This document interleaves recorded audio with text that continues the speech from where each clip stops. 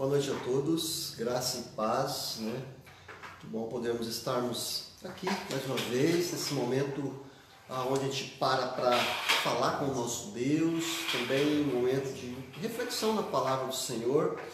Nessa quarta-feira, né, nós bendizemos ao Senhor por mais um dia de vida que Ele nos concede.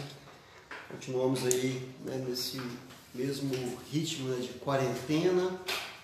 É fato que muitas das vezes talvez o nosso coração fica um pouco aflito diante de tudo que a gente está vivendo e essa mesma rotina, né, constantemente, quando se prepara para estar voltando à normalidade, de repente as coisas começam a voltar, né, aos primeiros passos, mas entendemos que em tudo isso, né, Deus continua no controle e nós precisamos, sobretudo, agradecer o nosso Deus, bendizer a Ele, né, por tudo que Ele tem feito a nós, pela nossa vida, né, pelo nosso sustento, acima de tudo, por Cristo Jesus, né, o nosso Salvador. Eu quero agradecer mais uma vez a todos vocês que estão aí conosco, nos acompanhando nesse momento. E eu convido você para permanecer com a gente até o final. Se você tem algum pedido de oração para ser feito, né, e quer compartilhar conosco, então coloque aí, né, como recado. Nós estaremos então anotando e depois no final estaremos orando por você.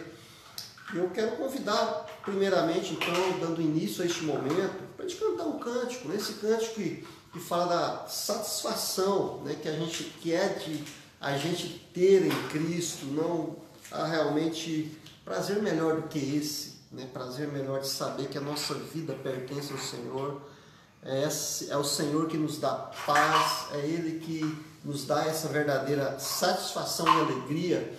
Por isso nós podemos bem dizer ao Senhor. Eu quero convidá-lo então para a gente cantar esse cântico.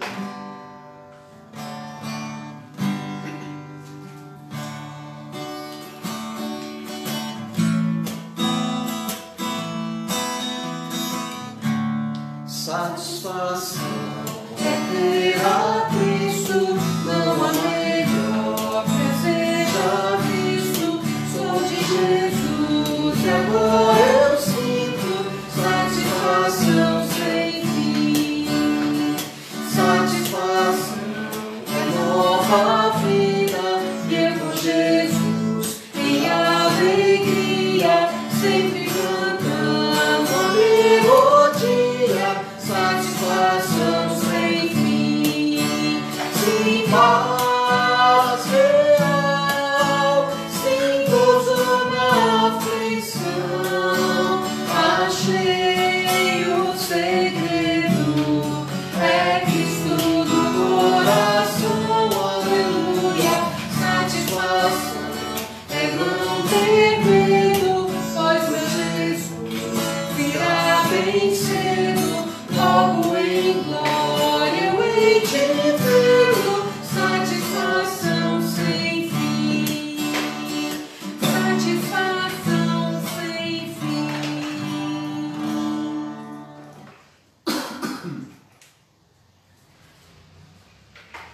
Vou convidá-lo para você abrir a sua Bíblia comigo no Salmo de número 26. Salmo de número 26.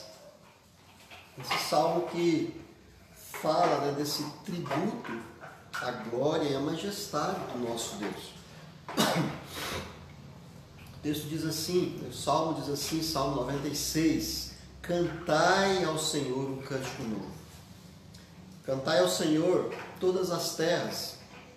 Cantai ao Senhor, bendizei o seu nome. Proclamai, né, a sua salvação dia após dia.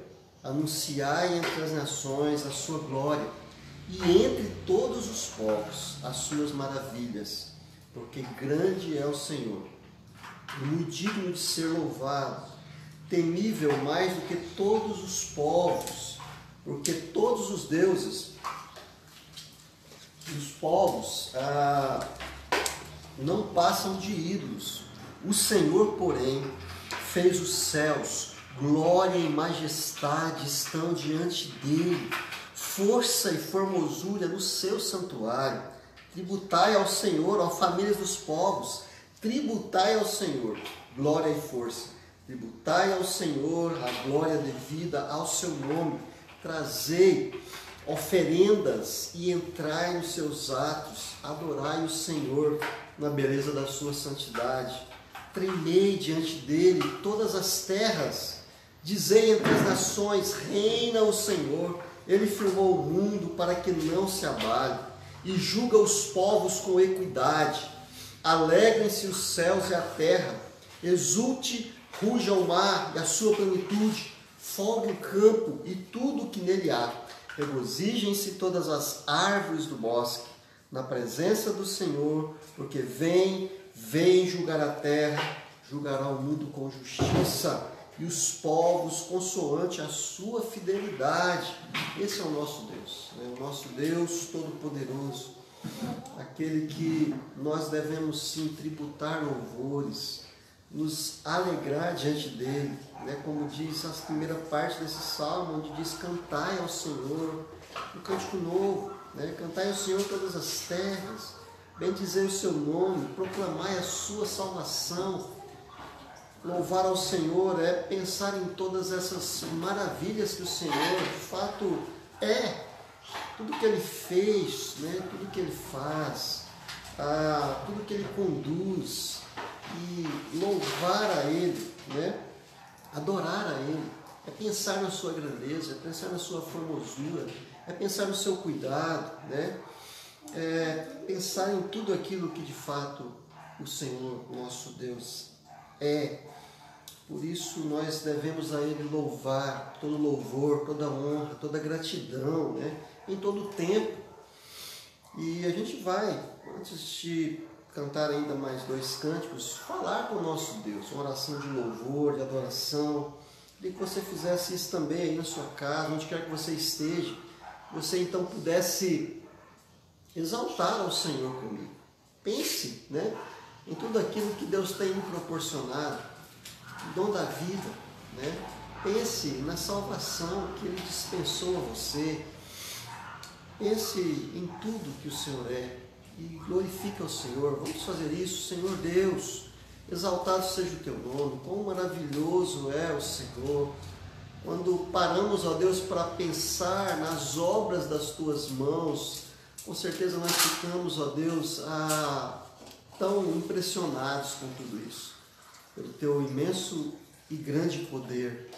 Quando paramos para pensar no seu cuidado, Pai, que é constante sobre nossas vidas, que nos acalenta, né, nos momentos onde estamos cabisbaixo, que nos traz alegria nos momentos em que nos sentimos tristes, que nos faz também, ó Deus, descansar, né, nos momentos em que nos sentimos cansados, né, cansados talvez da rotina, cansados talvez mediante as preocupações. Em tudo isso, Pai, nós podemos sim ter a certeza de que temos o Senhor como nosso Deus e nós podemos nos achegar a Ti. Nessa noite, Pai, nós estamos diante de Ti. Nós estamos cultuando ao Senhor juntamente com alguns irmãos. Nós queremos nessa hora então Te pedir que traga ao nosso coração bem cativo mesmo, sentindo a presença do Senhor em primeiro lugar, sentindo também, ó Deus, a presença uns dos outros, mesmo estando distantes, lembrando dos nossos irmãos, apresentando cada um diante do Senhor em oração, meu Pai. Ajuda-nos a fazer isso nesse tempo que a gente tirou, nessa quarta-feira, nesse horário, para que a gente pudesse então tirar um momento de oração, um momento de gratidão, um momento de aprendizado também da Tua Palavra. Ó Deus, aceita sim a nossa gratidão, o nosso louvor, em nome de Jesus. Podemos cantar um cântico grande ao Senhor, digno de louvor?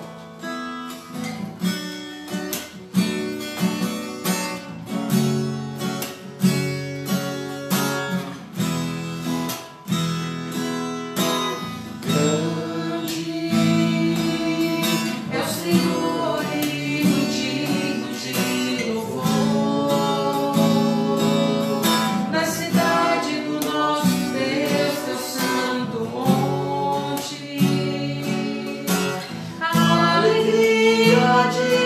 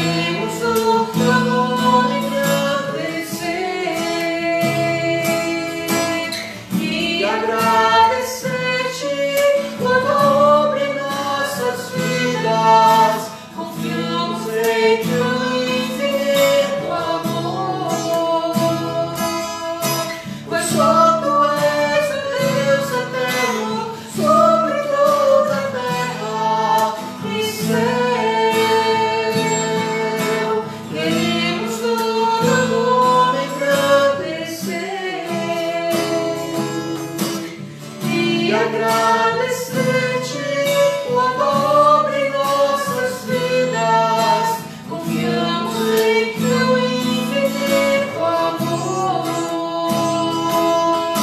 pois só tu és o Deus eterno sobre toda a terra e céu. Pois só tu és o Deus eterno sobre toda a terra e céu.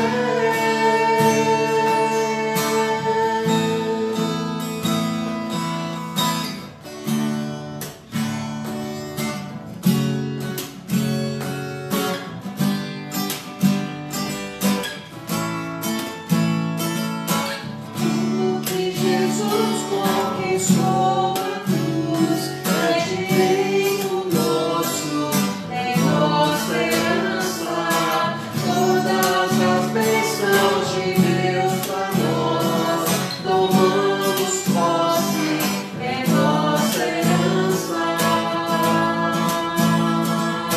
Toda a vida, todo o poder, tudo que Deus tem para dar. Abrimos nossas vidas para receber, nada mais nos resistirá. Maior é o que está em nós do que o que está no mundo. Bem maior é o que está em nós do que o que está no mundo.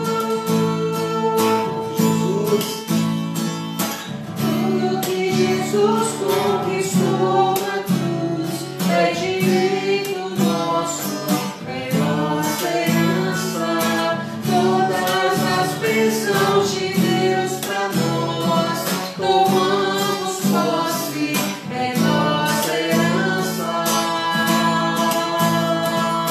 Toda a vida, todo o poder, tudo que Deus tem para dar.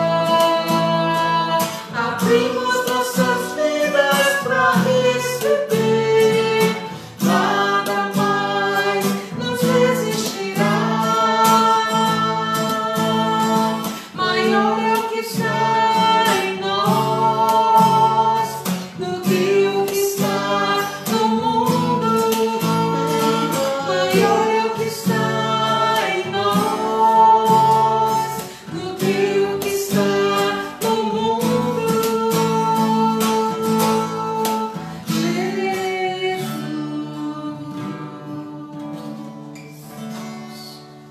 Amém. Quero você para abrir sua Bíblia comigo, né? Em Lucas, capítulo 24.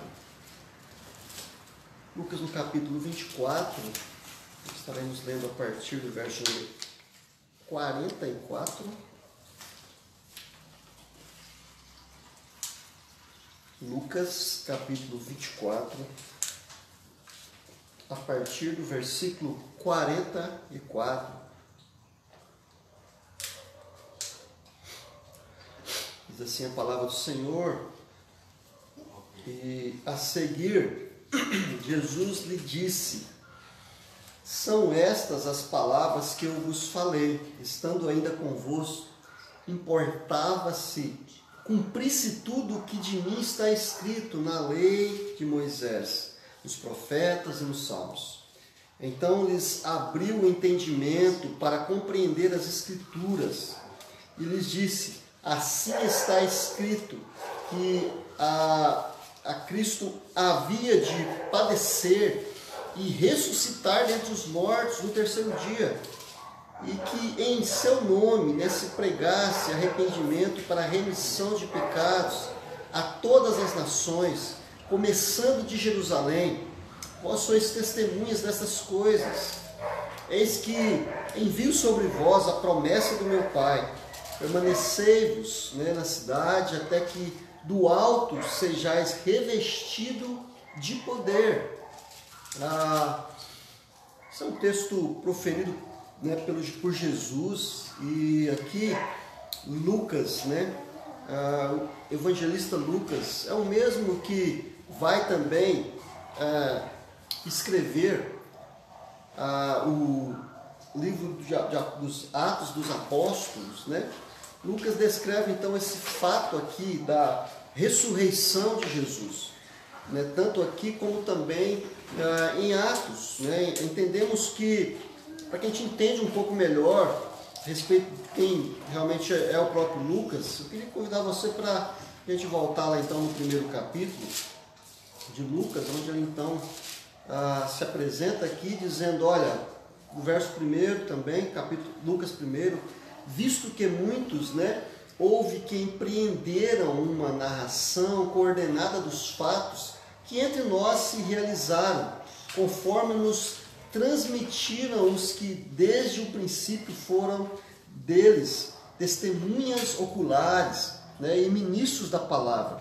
Igualmente a mim, né, me pareceu bem, então, depois de acurada a investigação de tudo, desde de sua origem, dar-te por escrito, ó excelentíssimo Teófilo, uma exposição em ordem, para que tenhais plena certeza das verdades em que fostes instruído, né? Lucas aqui então se apresenta dizendo que está escrevendo esse evangelho direcionado aqui a Teófilo, e em Atos dos Apóstolos também ele vai mencionar aqui no primeiro capítulo, fazer então no primeiro capítulo essa mesma apresentação, né? Onde ele diz que escrevi, né, o primeiro livro, relatando então o Evangelho de Lucas, né, ó Teófilo, relatando todas as coisas que Jesus começou a fazer e a ensinar, até o dia em que, depois de haver dado o mandamento por intermédio do Espírito Santo aos apóstolos que escolhera, foi elevado às alturas. Então percebe que Lucas, ele trata basicamente aqui no Evangelho de Lucas a respeito de Jesus, ele faz uma investigação, né, de tudo, uma investigação acurada. Lucas expressa também no primeiro capítulo aqui um pouco ainda a respeito do próprio Jesus enquanto já ressuscitado, mas já prestes a ser elevado ao céu. E em Atos, Lucas começa a narrar ali o princípio da igreja primitiva, logo depois da ascensão de Jesus. Mas aqui no Evangelho, Lucas trata, assim como Mateus e Marcos, né, a respeito então de Jesus Cristo. E nesse último capítulo do Evangelho de Lucas, ele vai então narrar, no capítulo 24 do seu Evangelho, dos primeiros então momentos ali da ressurreição de Jesus. Lembrando que em Atos também, um texto bem parecido com esse que nós lemos aqui, fala já da movimentação de Jesus, estando 40 dias, né, sobre a terra, aparecendo então aos discípulos. Paulo vai dizer que Jesus apareceu para mais de 500 pessoas. Enfim, Jesus, o ressurreto. E aqui são as próprias palavras de Jesus que Lucas escreve a respeito então da sua ressurreição.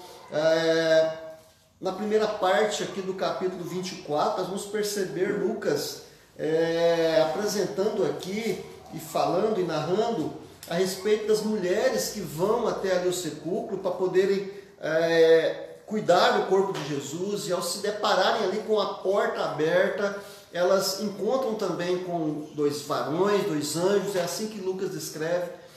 E essas mulheres então, sendo descrevido aqui por Lucas, ficam apavoradas com isso, mas os anjos as acalmam, e elas vão contar agora aos discípulos que estão reunidos, né? E Pedro diz aí no verso 22, vai para conferir isso.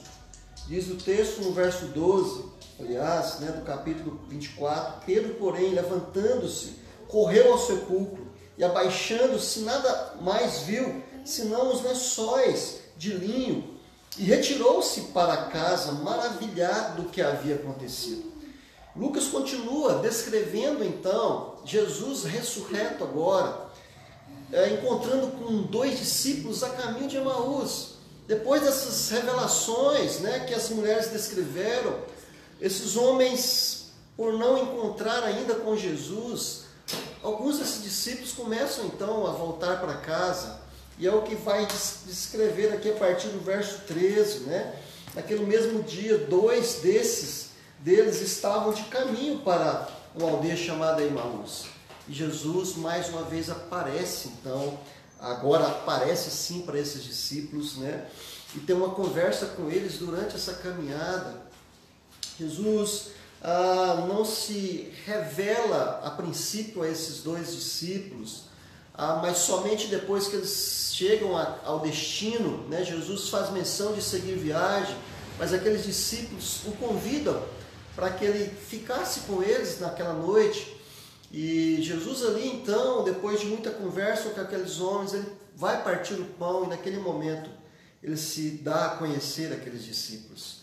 E aqueles discípulos então lembram, né, de tudo aquilo que Jesus mencionara a eles, né, principalmente nessa caminhada em respeito daquilo que as próprias Escrituras diziam a respeito de Jesus.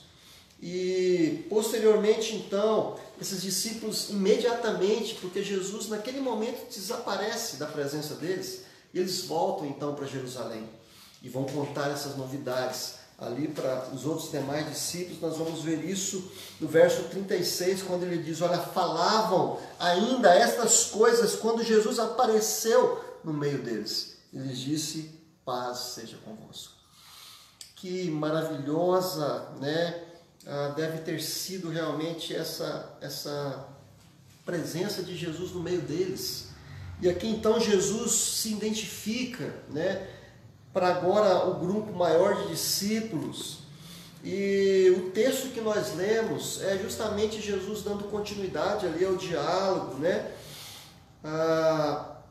Jesus, depois de mostrar-lhe as mãos, que era ele mesmo, porque eles ficaram um pouco assustados, achando que poderia ser um fantasma, mas Jesus se identifica e então passa ali a comer na presença deles, né, demonstrando toda essa perfeição, né, de que de fato era o corpo de Jesus, era Jesus em carne, né, homem ali, agora ressurreto, né? E Jesus agora, a partir do verso 44, então, começa a relembrar a esses discípulos de tudo que ele havia então dito, mas que até então esses discípulos não haviam ainda entendido, né? Aqui ele estava justamente falando aos seus discípulos a respeito do que as próprias Escrituras do Antigo Testamento, né? Começando por Moisés, os profetas, os livros de Salmos, que todos indistintamente falavam de Jesus, das suas diversas formas, né? Demonstrando que tudo que está escrito na palavra de Deus aponta justamente para esse Salvador, para Jesus Cristo. E é sobre isso então que eu gostaria de meditar nessa noite um pouco com vocês, a respeito dessas afirmações de Jesus sobre a Escritura, sobre a palavra de Deus, né? O texto então nos fala, né, de vários assuntos os quais se relacionam com aquilo que entendemos ser, né, a espinha dorsal de todo o Evangelho, né? E é sobre isso então que eu gostaria de trazer pelo menos 6 aplicações para nós, né, aqui nessa noite. A primeira delas é justamente que o texto fala sobre o próprio Jesus, né? E não somente nesse texto, mas quando a gente olha aqui, a gente vai perceber então o próprio Jesus narrando e conversando ali com os discípulos.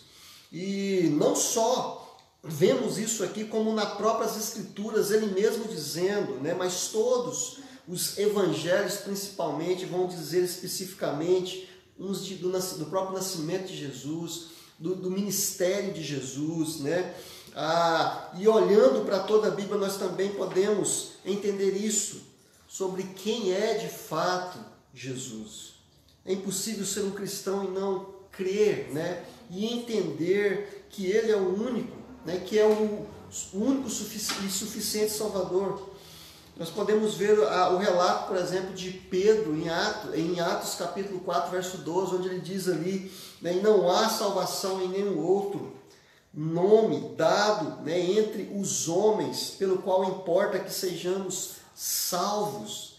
É sobre esse Jesus, né, que a palavra do Senhor então menciona. É sobre esse personagem, né, principal da Escritura que nós vamos entender primeiramente, olhando não somente para esse texto, mas olhando para tantos textos, né, que falam a respeito de Jesus.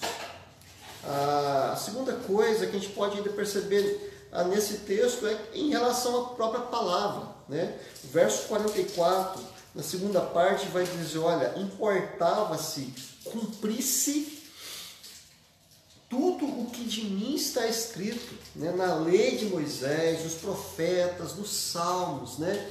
Jesus estava justamente lembrando aqueles amados irmãos ali, que tudo, né, que estava escrito na palavra do Senhor, na Bíblia, diz respeito a Ele. Desde o Antigo Testamento, como eu disse, então, começando por Moisés, caminhando pelos profetas, indo pelos salmos, né?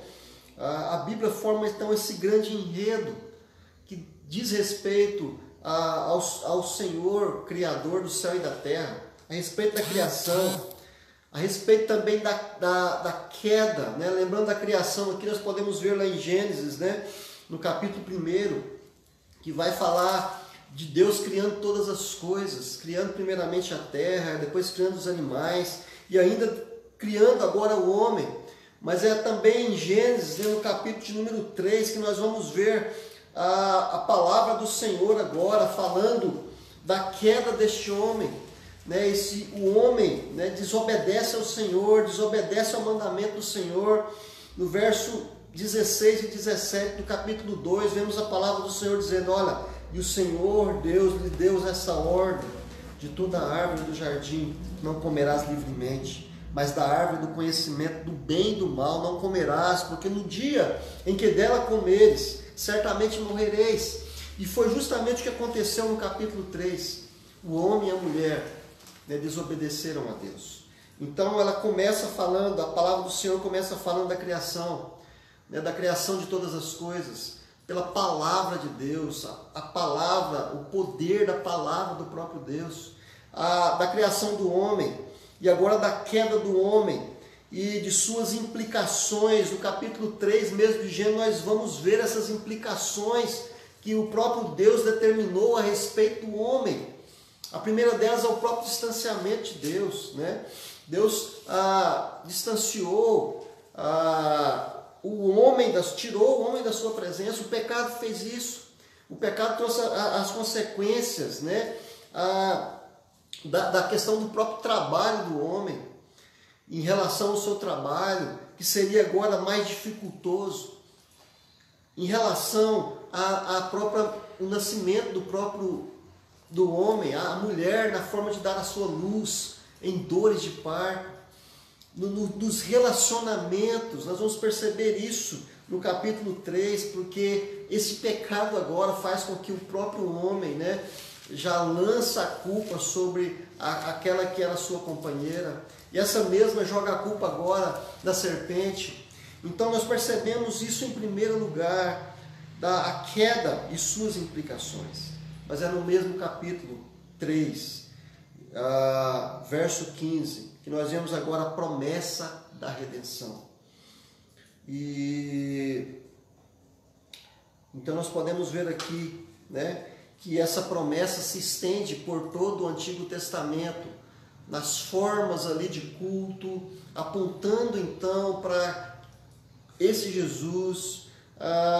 E quando nós chegamos então agora no Novo Testamento, né, nós podemos ver então essa aguardada promessa de redenção se cumprindo na pessoa de Jesus, nos primeiros atos. E por fim, hoje nós aguardamos aquilo que já está escrito, principalmente em Apocalipse, que fala dessa consumação. Portanto, né, podemos ver que toda a Bíblia tem esse propósito de nos informar, né, tanto a respeito de Deus, como também a respeito de nós.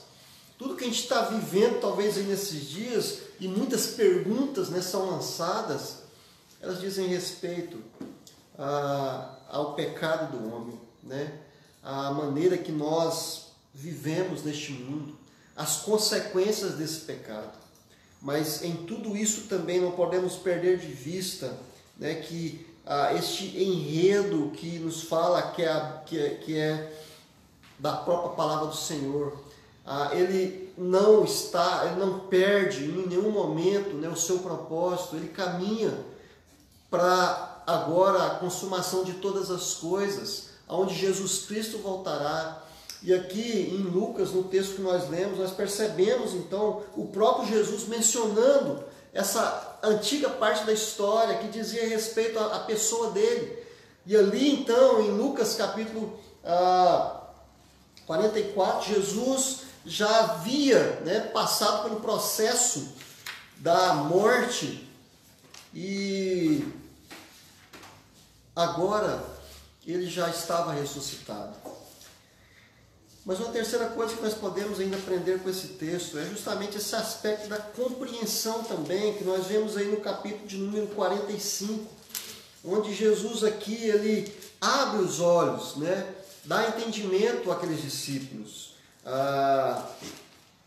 para que eles compreendessem as Escrituras. Compreender as Escrituras, sabemos que isso só é possível de fato quando o próprio Deus, né, se revela, quando o próprio Deus trabalha, né, isso tanto na pessoa do Espírito, quanto também na pessoa de Jesus, que é o caso aqui. Mas entendemos que o próprio Deus é que faz isso conosco, nos dá essa condição de enxergar, de entender as coisas. E isso acontece conosco, né, ainda hoje. Aconteceu ali com os discípulos. É interessante aqui que os discípulos, né, são uma prova viva disso. Eles caminharam ali por mais de 3 anos com Jesus, ouvindo Ele, né, vendo Ele ali fazendo seus milagres, né, inúmeros milagres, e mesmo assim eles ainda não haviam compreendido qual era o propósito de Jesus. Somente depois que o próprio Jesus lhes apresenta, né, é que eles então passaram a crer. Quando a gente olha ali, né, para os versos anteriores, daqueles discípulos caminhando para Jerusalém, no verso número 21, por exemplo, a gente vai ver, olha, eles mencionando, olha, nós esperávamos que fosse Ele quem havia de redimir a Israel. Mas depois de tudo isso, e já é este o 3º dia, desde que tais coisas aconteceram, ou seja, eles já estavam voltando para suas atividades normais, né? Eles não compreenderam, eles não conheceram ainda qual era o propósito de Jesus. Tanto é que a maioria deles ali, naquele momento da prisão de Jesus, fugiram, né? Fugiram. O próprio Pedro negou a Jesus. Mas aqui, Jesus então se apresenta a eles, né, ressurreto, mostrando-lhes as mãos, dizendo, sou eu mesmo. Né, lembram daquilo que eu disse a vocês, que era necessário que o Filho do Homem passasse pela morte, mas ressurgisse? Lembram que eu disse a vocês que a palavra do Senhor dizia respeito a mim, que eu seria então morto, que eu queria ser crucificado? Somente então ali, naquele momento, eles puderam compreender em parte, né, tudo aquilo que Jesus, o propósito do qual Jesus havia comissionado. Interessante quando a gente olha para Atos dos Apóstolos, né? E o texto que se assemelha a esse, Lucas também aqui, em Atos vai dizer a respeito desse momento em que Jesus está despedindo dos seus discípulos, né? Capítulo 1. Nós podemos ver ali ainda que esses discípulos ainda continuavam nessa mesma esperança de que agora, olha, talvez agora então Jesus ressurreto, Ele vai nos fazer ter condições, né, de retornar ao nosso governo, né, de vencer agora esses romanos e poder ter a liberdade novamente na nossa terra. Quando ele diz aqui, então os que estavam reunidos, verso 6, e perguntaram: Senhor, será este tempo, né, em que restaures o reino a Israel? Ou seja, eles não estavam compreendendo muito bem. Mas a partir então do início ali de Atos, vamos perceber que com a descida do Espírito Santo, esses homens compreendem realmente o que Jesus, qual era a sua missão. Compreendem realmente que o reino do homem não é neste mundo, que o reino de Deus não é deste mundo. Compreendem que nós somos forasteiros aqui nessa terra, né? A partir daí eles tiram o foco então desse reino terreno e passam a olhar agora para um reino posterior, um reino realmente firmado nas promessas de Deus, que é justamente o que cumpre esse propósito da redenção, né? Então nós podemos perceber isso aqui. Nós podemos ainda, olhando no texto, entender também que toda, né, a missão de Jesus, sua morte e ressurreição, teve também esse propósito. Nós podemos perceber isso no verso número 46. Ele disse: assim está escrito, né, que o Cristo havia de padecer e ressuscitar dentre os mortos no terceiro dia. Nós vemos aqui justamente esse aspecto da missão de Jesus, de que ele viria como homem, cumprindo tudo aquilo que era requerido, sem pecado, e que ele viria e que ele então passaria pela morte, né? Mas que depois ele ressuscitaria. Filipenses capítulo 2 relata, né, basicamente como foi essa missão de Jesus. Mesmo ele sendo Deus em glória, ele se humilha. Diz aqui, olha, antes de si mesmo se esvaziou, no verso 7, Filipenses 2, 7. Antes a si mesmo se esvaziou, assumindo a forma de servo, tornando-se em semelhança de homens, e reconhecido entre a figura humana, a si mesmo se humilhou, tornando-se obediente até a morte de cruz.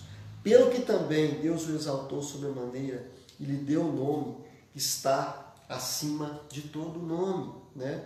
Vemos então esse aspecto da missão de Jesus sendo cumprido primeiramente na sua morte, mas agora também sendo cumprido na sua ressurreição. E ali estava a prova de Jesus ressurreto, mencionando isso também no que estava escrito na própria palavra do Senhor. E uma quinta coisa que nós podemos perceber aqui ainda, que Jesus passa então agora algumas recomendações a esses discípulos, que eles em seu nome, né, pregassem o arrependimento. Nós vamos ver isso no capítulo 27, no verso 27 do capítulo 24 de Lucas. Aqui em seu nome se pregasse arrependimento para remissão de pecados a todas as nações, começando por Jerusalém. Nós vamos perceber que isso começa então a acontecer, né, depois da descida do Espírito Santo em Atos dos Apóstolos. E esses homens começam então ali o que chamamos de igreja primitiva. E a segunda coisa é que eles também fossem então essas testemunhas, né? Tanto aqui no verso de número 48, vós sois testemunhas, né, dessas coisas, como também em Atos capítulo 1, no texto que nós lemos, né, ali no verso também de número 8, onde diz: mas recebereis poder ao descer sobre vós o Espírito Santo, e sereis minhas testemunhas, tanto em Jerusalém, como em toda a Judéia e Samaria, e até os confins da terra, né? Essas implicações da qual Jesus passa agora a recomendar a esses discípulos. Recomendações essas também que se diz respeito a mim e a você, como aquele que um dia também entendeu o propósito da vinda de Jesus, que creu em Jesus como o único e suficiente Salvador, que ressuscitou, que morreu, mas ressuscitou. E por fim, né, a sexta coisa que nós podemos ver no texto é que ele fala também dessa ascensão de Jesus. Somente Jesus, né, está realmente em corpo na presença de Deus. Nós podemos entender isso. E Atos capítulo 1, verso 19 vai falar disso, mas também aqui no mesmo texto vai dizer, e aconteceu no verso 51, e aconteceu que enquanto os abençoava, ia se retirando deles, sendo levado para o céu. E Atos também vai mencionar a mesma coisa. Que enquanto Jesus despedia desses discípulos, ele então foi elevado ao céu, né? Ele vive e ele está assentado à direita de Deus Pai Todo-Poderoso. Ele vai voltar. Essa é a esperança que nós temos, né? Que muda de fato a nossa natureza quando nós passamos a ter esse aspecto da compreensão de quem é Jesus. E essa compreensão é dada através da palavra dele, por meio do Espírito Santo, né, que nos chama agora a uma nova realidade de vida, a viver agora para Jesus, a viver agora entendendo que o nosso céu não é aqui.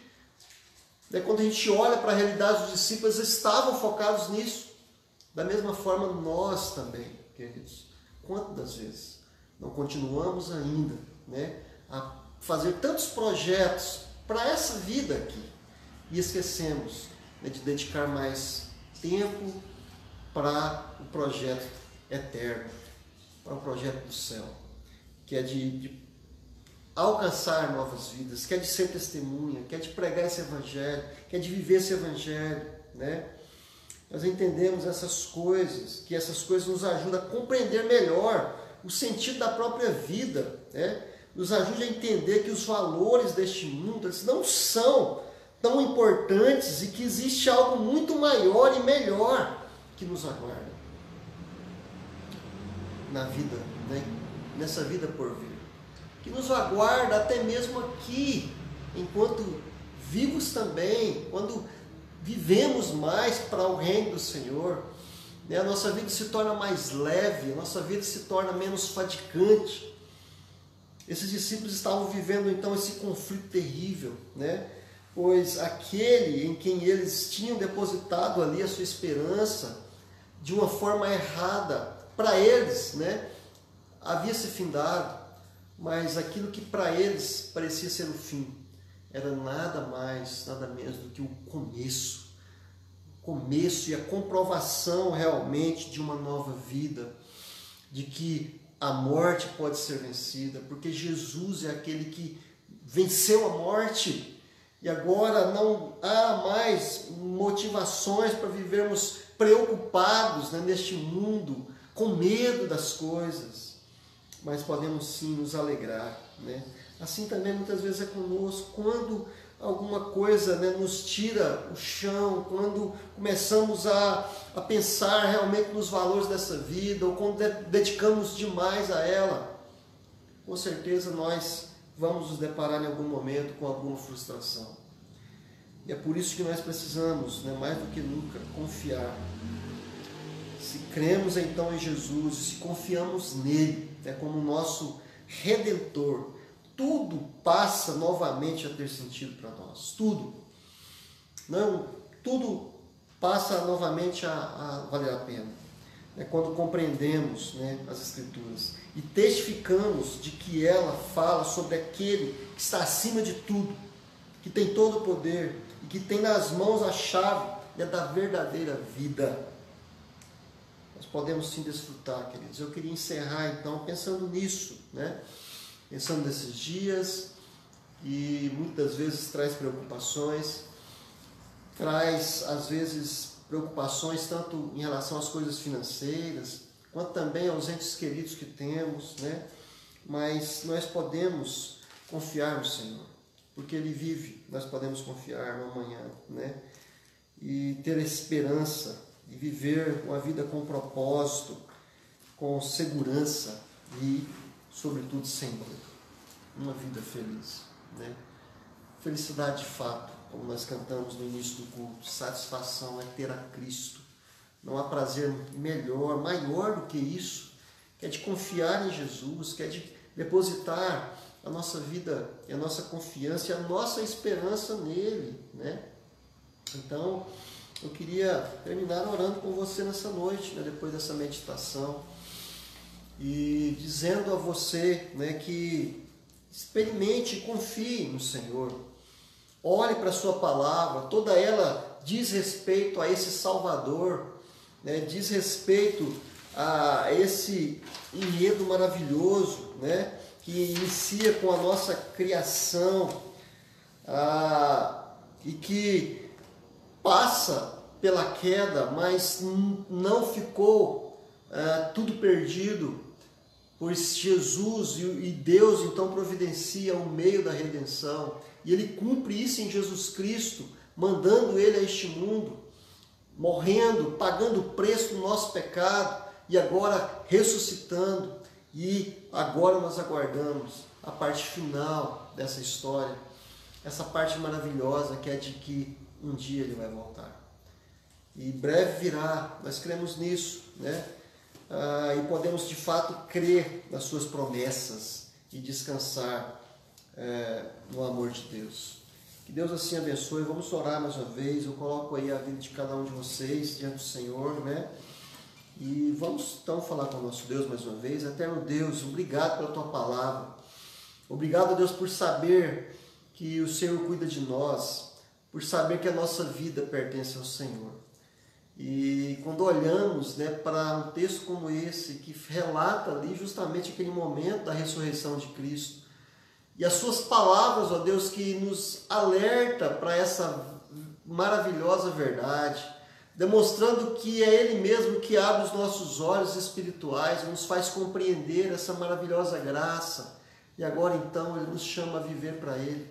Uma vida, ó Deus, de testemunho, uma vida de proclamação desse Evangelho que nos alcançou e que agora também precisa alcançar outras pessoas. Dá-nos essa graça, Senhor, de desfrutarmos constantemente dessa alegria que o Senhor nos proporciona. Em nome de Jesus, amém. Eu quero colocar ainda, né, diante do Senhor, cada pessoa que esteve conosco, que está conosco nessa hora, que o Senhor esteja abençoando ricamente, sim, a vida de cada um nas suas diferentes dificuldades. Talvez, ó Deus, na dificuldade de entender a Tua palavra, que o Senhor mesmo possa estar trazendo esclarecimento. Talvez na dificuldade desse contexto que estamos vivendo, de pandemia, de incertezas, de inseguranças, que a boa mão do Senhor traga paz, traga segurança, traga confiança nesses dias. Assim, ó Deus, nós oramos, te dando graças por tudo, em nome de Jesus. Amém. Eu quero então dizer a todos uma boa noite, né? Que Deus de fato abençoe ricamente a sua vida e a sua família. Tem um restante de semana aí passado na presença do Senhor, e nós estaremos aí enviando, tanto por via do nosso canal do YouTube, e também pelo Facebook, Instagram, as nossas lives também em relação às crianças e os adolescentes. Fique atento a isso, né? Você poderá estar recebendo aí, então, para que você compartilhe com seus filhos, né? Essa também que é a palavra do Senhor. Uma boa noite a todos. Fiquem na paz.